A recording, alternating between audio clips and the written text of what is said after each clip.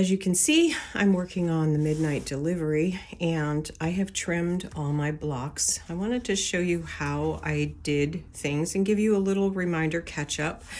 So as you may recall, it was my recommendation to use a water-soluble thread on that last go around with a very dark contrasting thread in your bobbin. And so in this case, I have red thread. I was using at my bobbins. Some of my bobbins weren't very dark and it made it more difficult. So I thought I would use this as a demonstration of how to put these blocks together.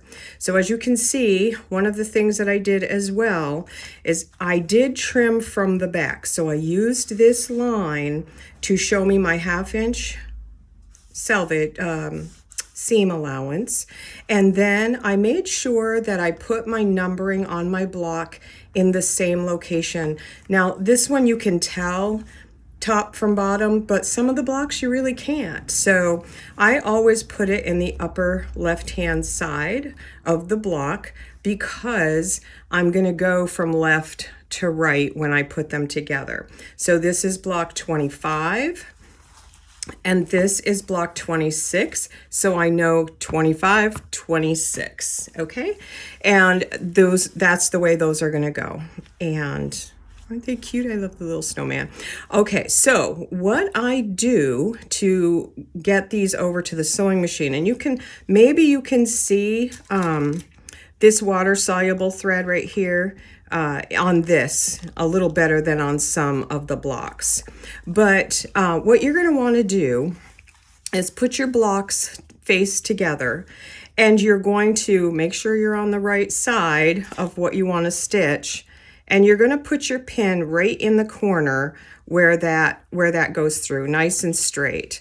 And then on this side, you're going to want to find that water-soluble corner and put your pin through it. Now, you're gonna see that I made a mistake trimming this block. It's not the end of the world that I only have a 1/4 inch seam on this block. It's not the end of the world, but it's gonna make things a little more difficult. So I put the pin in just like that, and make sure that that pin is nice and straight up and down. That's what I wanna do.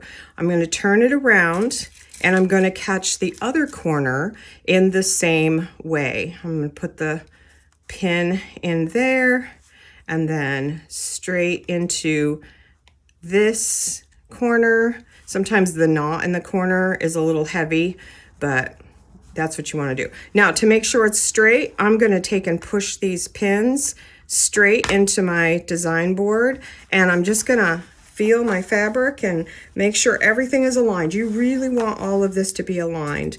And then I'm going to stick a stabilizing pin, or you could use clover clips. I just don't have one right here at my table to stabilize those for you when you go to the sewing machine. Now, the next thing I do is I make sure that I do the same thing in this center seam. So I'm going to go right in that stitch and pray that I come out the other side right on the stitch, and look at that. So once you've aligned it all, that's a really good test to know that everything is straight.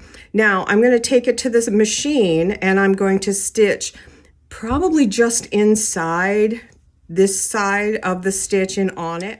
I'm going to try to give you a view of how I operate now that I've got all these pins sticking out the back. I've clipped it around. I still have my stabilizing pin on the end.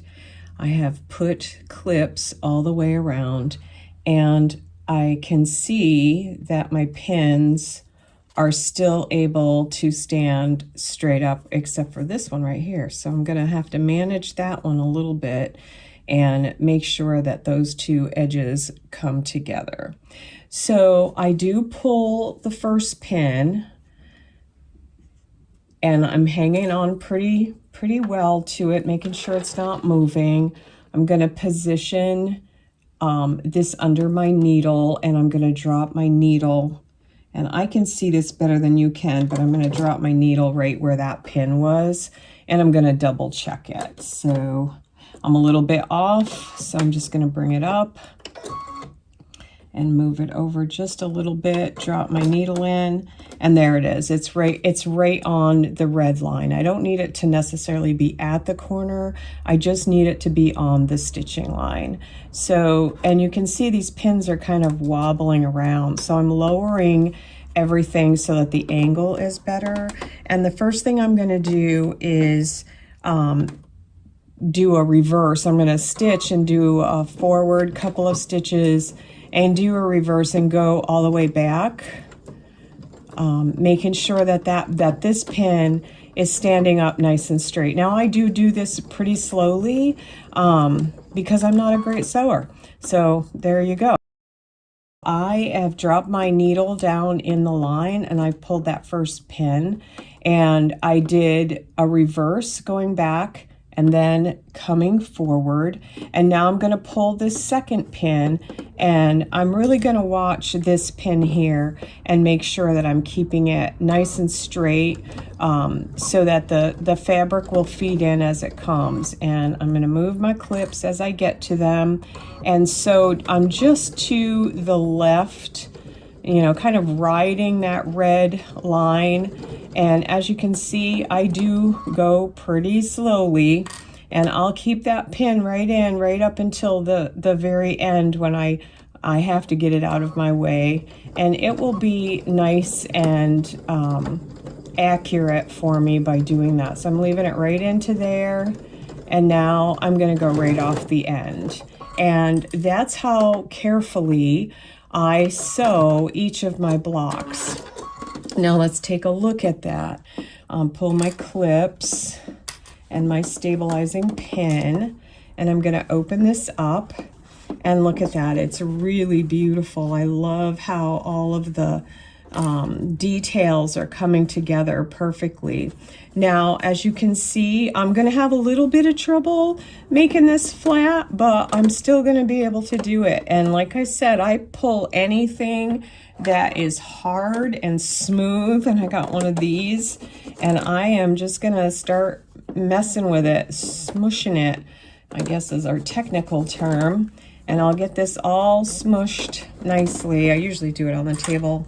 So let me put it down here. You're not able to see it just yet, but let me get this smushed. And then I'm gonna turn it over and I'm gonna smush on this side, just like this. And you'll see there's some thickness in there where those extra stitches are, and there's some thickness in here. And now what I can see my water-soluble stitching line right through here. So I'm gonna hit the water there, come down here, and it's coming over here. But for the most part, that's really a pretty good seam, even though it's, you know, short on one side. I mean, for me, that's not gonna be a problem because I'm mounting it on, I'm mounting it under a frame.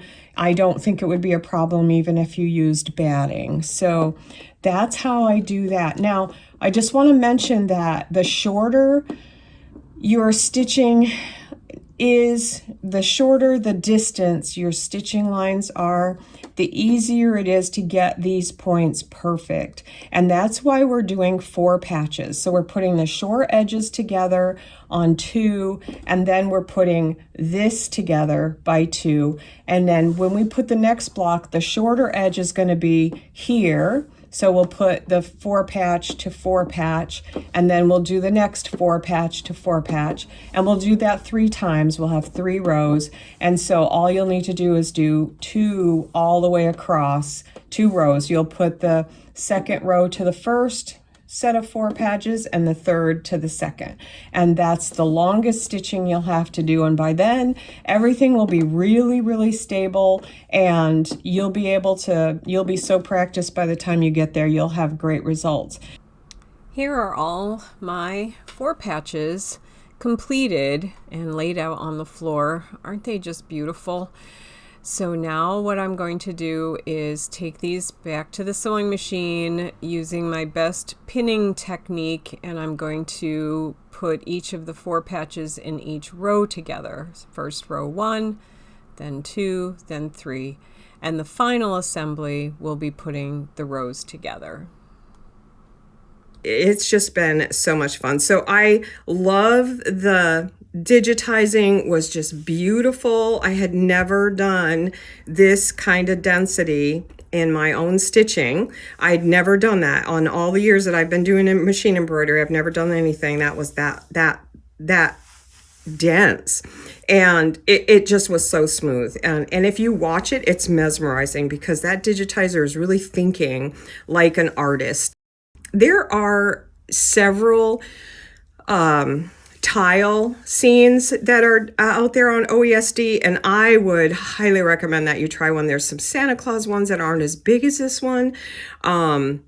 Get the thread kit and try it out because they've done a beautiful job of matching the colors to the actual artwork. And of course, there's less than a painter would use. They had, oil paint, so they could blend and do all of that. And so just the way these colors and the sheen is perfect for this. It's not a super high sheen, but it's got a sheen that is totally appropriate for a painting. So give it a try and let me know how you do. Show me pictures. I'm putting this video in Bobbin Along, which is where I talk about machine embroidery. I do have a Zoom. I'll be setting up extended. So we did the Thomas Kincaid as a topic, but I'm going to open it up for more broad discussion, and I hope that you'll feel comfortable to join my Zoom. It's when you can talk about what you might be going through and show your hoops and talk about your issues, or watch someone do a different hooping technique, or get suggestions from other people, from myself and other people. It's really fun to get together and talk about things. I so appreciate you taking this journey with me, and I can't wait to hear from you.